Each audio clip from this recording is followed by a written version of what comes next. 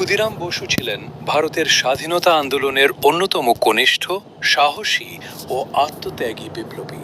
তিনি ৩ ডিসেম্বর ১৮৮৯ সালে তৎকালীন মেদিনীপুর জেলার মহবনী গ্রামে জন্মগ্রহণ করেন। ছোটবেলা থেকেই তার মনে দেশপ্রেম ও ব্রিটিশ শাসনের বিরুদ্ধে প্রতিবাদের চেতনা গড়ে ওঠে। অল্প বয়সেই তিনি বিপ্লবী কর্মকাণ্ডের সঙ্গে যুক্ত হন এবং দেশের স্বাধীনতার জন্য নিজেকে উৎসর্গ করার সংকল্প নেন।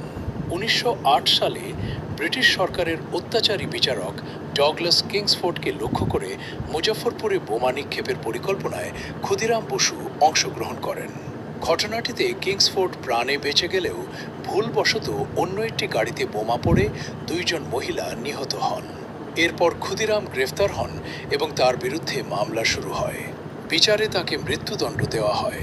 ১১ আগস্ট ১৯০৮ সালে মুজফ্ফরপুর জেলে মাত্র ১৮ বছর বয়সে তার ফাঁসি কার্যকর হয়।